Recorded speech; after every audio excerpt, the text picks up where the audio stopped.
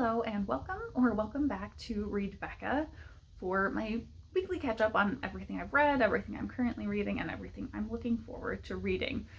So let's dive right into the books. The first thing, I listened to the audiobook of Waiting for Wednesday by Nicci French, which is the third in the Frida Klein series. Hopefully you're getting a nice cover over here somewhere. So Frida is sort of a psychiatrist who often gets tapped to help out doing criminal profiling for the police, and in this case she's sort of distanced from that because of things that have gone on in the first two books.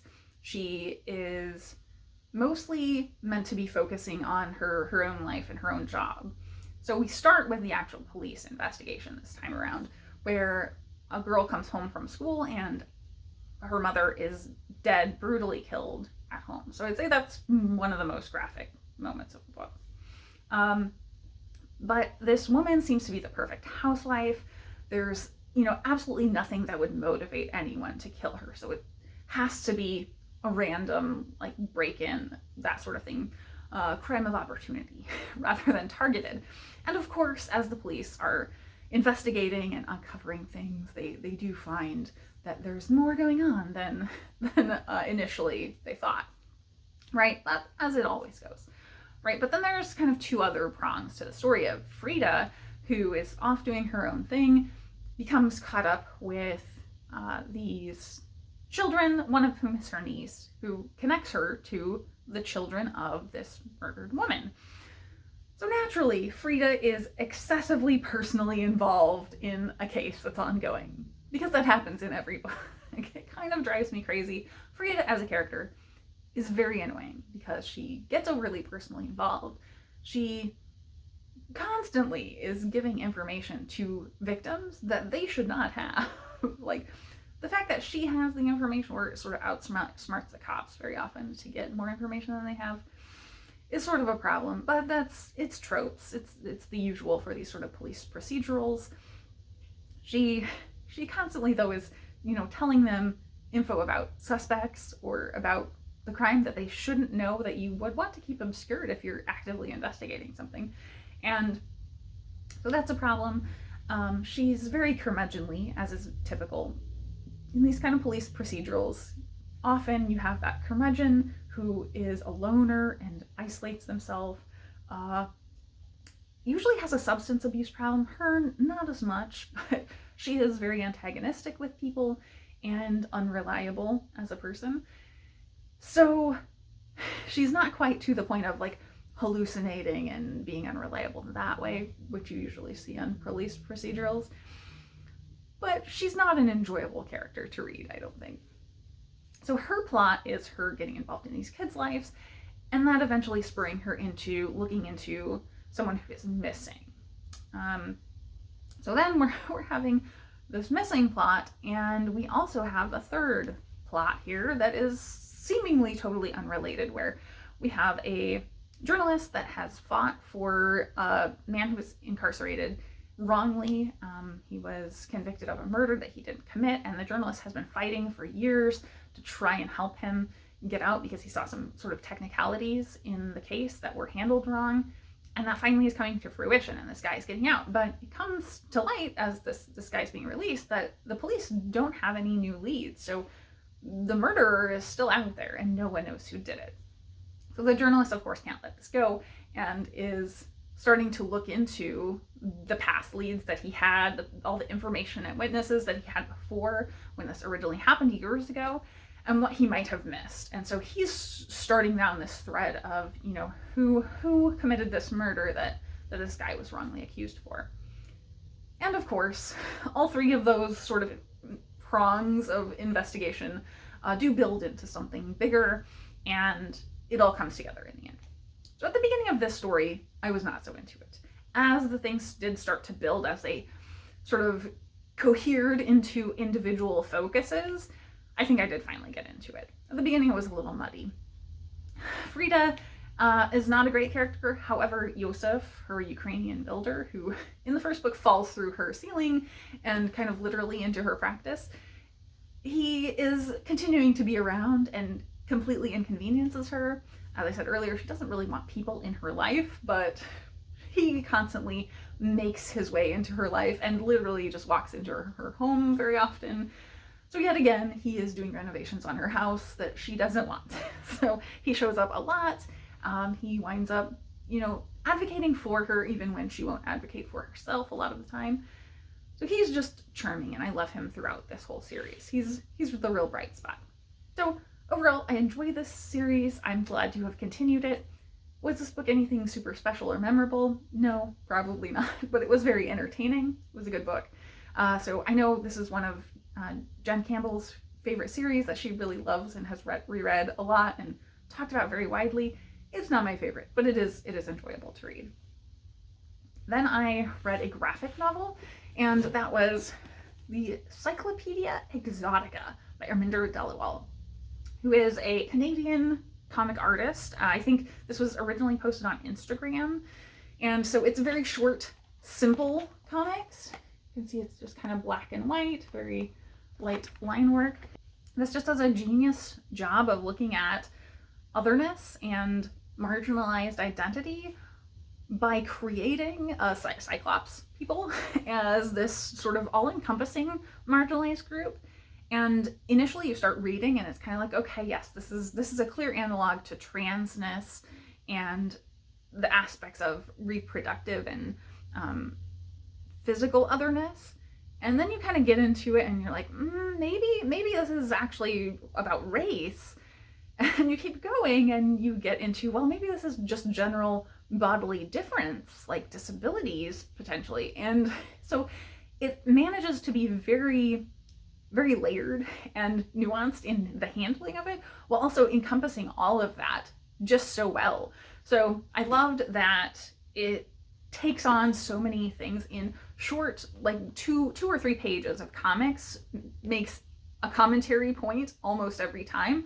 And yet, as a whole, this book is layering and creating larger messages over the course of it, even though it's using very short. I love this one comic where we have a photographer who is talking to these two artists, and he's someone who shot a very iconic photograph of this Playclops, a Playboy cover, who was a Cyclops. And she is so important to the story because it sort of talks about how her sexualization, her fetishization by both Cyclops and Two Eyes, or sort of the normal humans, they sort of opened the floodgates for normalization of Cyclops in society by having this woman on the cover and people feeling sexual desire for her, right?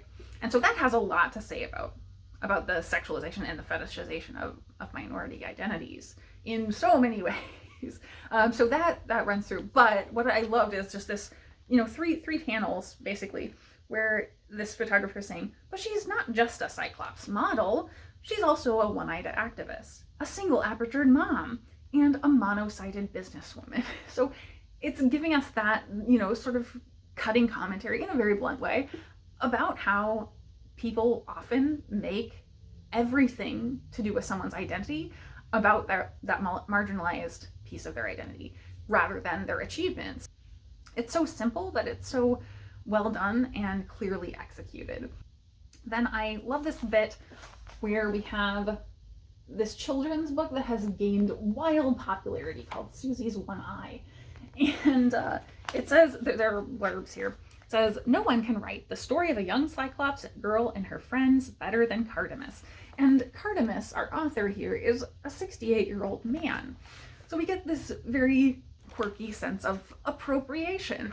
And kind of, it's just shoved in your face there how absurd that is.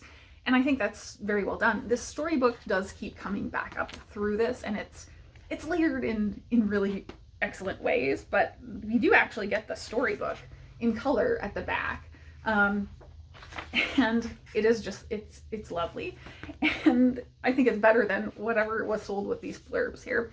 But beyond the appropriation, we also have really nuanced tackling of topics around corporations' handling of otherness and the ways that they exploit those things, the ways that they advertise toward those things, and that the marginalized identities are often harmed in the advertising and targeting of potential customers. And it also ties into the appropriation, definitely. So I think this just was like a hit across the board in all elements. I wished it had been a little bit more meaty. Like I actually wanted this to be longer, and I definitely will be picking up Aminder Dhaliwal's other collection of comics, which is Women's World, I think.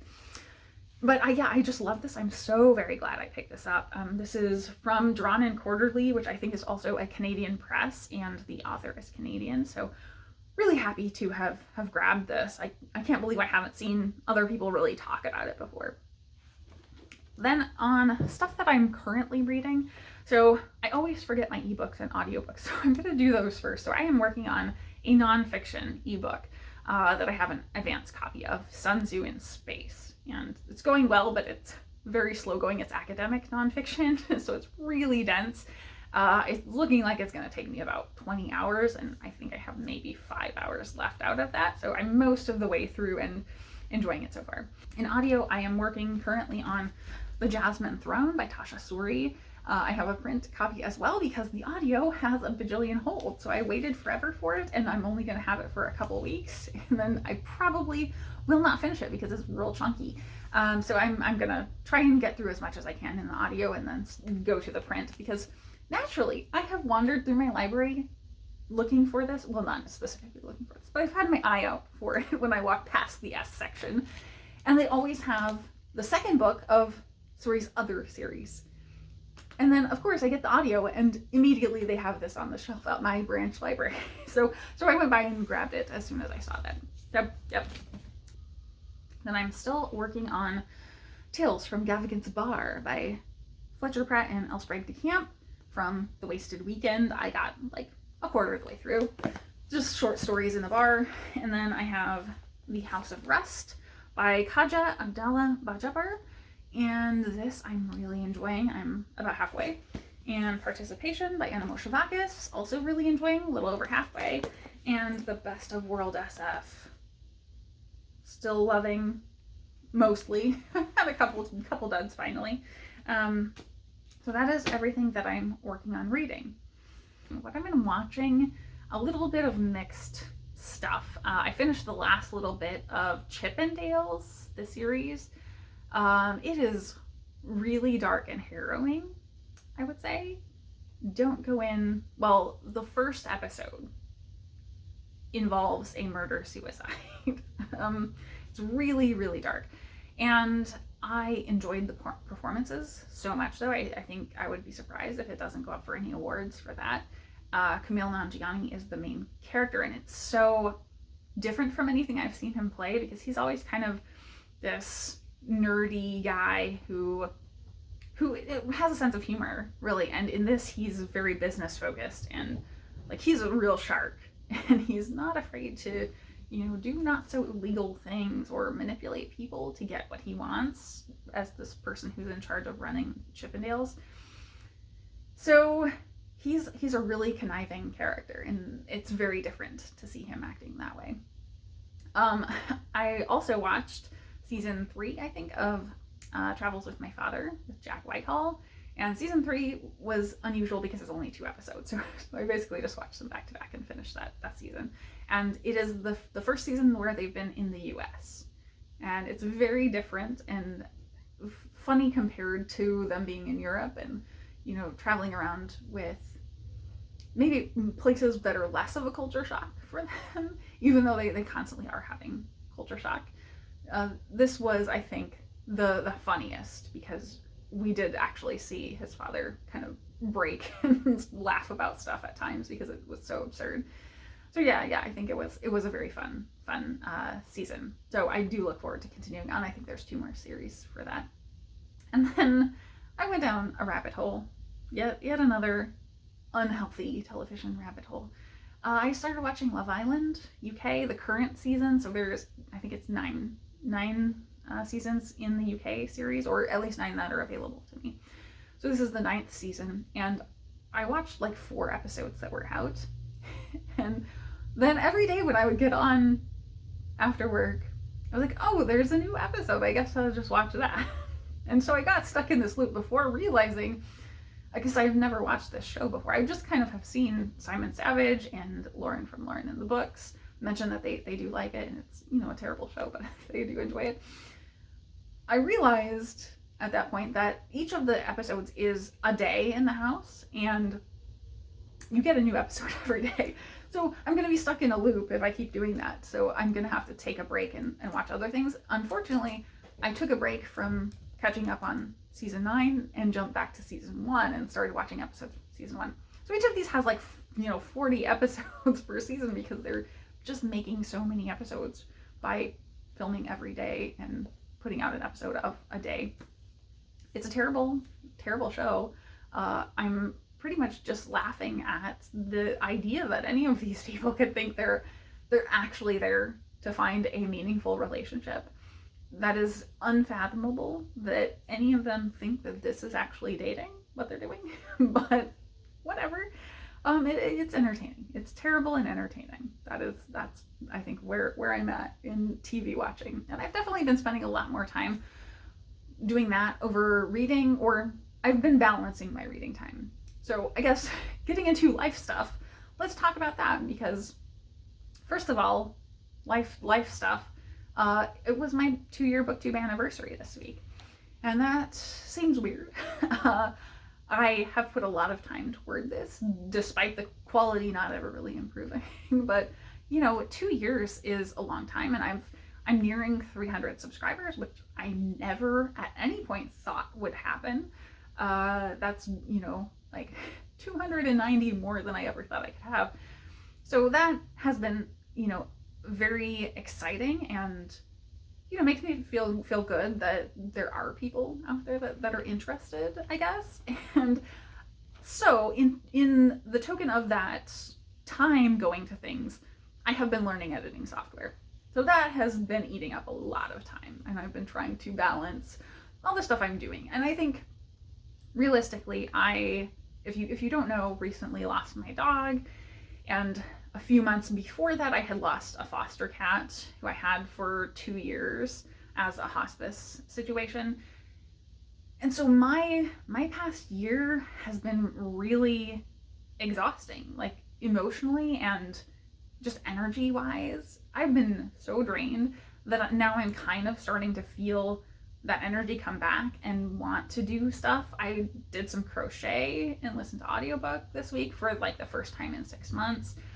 And all of my energy was going so much toward medical care for these animals in my life that like that was kind of all I had the energy to do. And I was reading a ton, but I wasn't going toward any other creative pursuits. And this was kind of filling that for me, but it definitely got into like being able to do the things that I'm used to. So as I said, I've been trying out some software. So that was, finally having the energy to do that, to dig in and pick out a few that I wanted to try. I horribly mangled a couple minute long video in all of them. So I wasn't actually trying to edit this video. I was trying to, figure out the basic functions. Can I actually sort out on my own how to do these basic functions that I know I will need in order to get videos out? And I was able to do that in basically all of them. And then the couple that I narrowed it down to, I did watch some videos on general editing stuff to do with that. And I did kind of end up settling on one. So most of them, if they're free, they require a watermark. So I went with one that doesn't require the watermark. I also definitely went with the most complicated one. So it's not intuitive at all, meaning it's taking some time. I have probably put like 15 hours into learning editing software and actually editing in the past 2 weeks, which has not turned into a lot for you all. So I only had one video up this past week for my most read authors, and that was completely done in a editing software that I picked out. And I picked probably a terrible video to start with as my first real video edit, because I put in a ton of covers. It was a very long, rambly video. It was probably twice as long, at least, as what it edited down to, because I just kept rambling on about the author, and I really shouldn't have. So that means there's a lot more that I'm putting my energy into that is not directly going into videos for you, but hopefully it will translate out to stuff like me being able to put covers into the videos like I've been wanting to. I have a book haul coming up that sort of got delayed because I was waiting for one book because it got lost in the mail, unfortunately. And now it got here, and then I kind of was like, well, I should just wait. We'll hold off on doing this January book haul until I can edit in covers if I'm heading toward that way. And now I think I'm there because I have a ton of ebooks to put into that. And I do want to start hauling my ebooks. I haven't usually done that because I don't really pick them up quickly, but I do want to start doing that. So that will be coming, and I'm excited that I will be able to actually edit in covers rather than, you know, having to try to hold up a dozen covers in a haul and you all getting bored with them. So yeah, I think that is going to be an improvement. Will my editing and like the flashiness of my videos significantly change? Probably not. I don't think most people even really noticed that the video of my most read authors had actually been edited any differently than when I usually do it. So normally all I can do is just trim out bits in the YouTube editor, and now I've got actual editing software. I don't think I did anything substantially different other than, you know, putting in the covers. So yeah, we'll see a few, you know, bells and whistles that I can start adding in now that I've figured things out a bit. The other thing that I wanted to talk about for this week that I guess is kind of a life thing, kind of a recommendation thing, but the BookTube prize has started as of February. I am obviously sitting out this time around. There are 4 rounds, so I can participate in as many or as few as I want. And I do plan to probably do 2, maybe round 2 and round 4, but I'm not in this particular round. And I am signed up for both the nonfiction and the fiction judging for the prize. So I will get either or of those. So we will see, but I am very excited about it. The selections for both the fiction and nonfiction are really, really good. Like last year, it seemed like there were some groups that were real duds.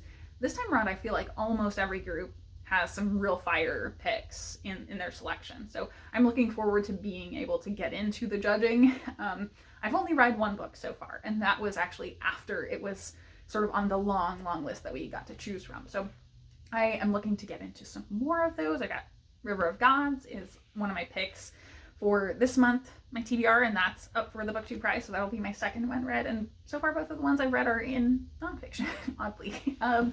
Yes, so I think that's it for my week. Definitely go check out the BookTube prize announcement. Check out anybody's Octofinals reactions. Specifically, I will point you to Anne and the Giant TBR and Gem of Books did a live, not live, they did a live stream reacting after the announcement of all the Octofinals competitors in the BookTube prize, and that was really fun. So I just enjoyed that. I've been enjoying everybody's BookTube prize content so far, and I'm really looking forward to the end of March rolling around and seeing what gets voted to move on, because it's going to be a really hard choice, I think, this time. So that is it for me today, I think. I hope you are having a wonderful weekend, and thanks so much for watching. Ripley, I'm trying to work, and you're making this really difficult.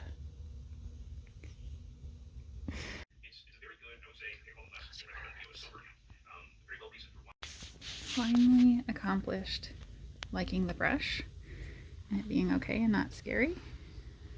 Hi.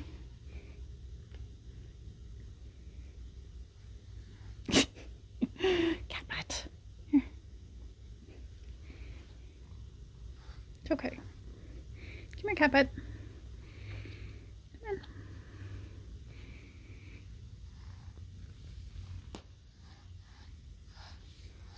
Get your marchy feet going. Yeah. What? How'd you get so good at wheeling? You pretty good at that? Myro.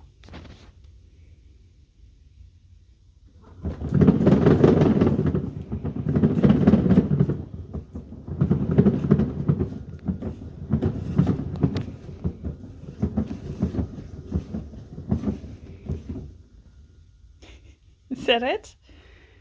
Got that burst of energy, huh? Hey. Well, good boy.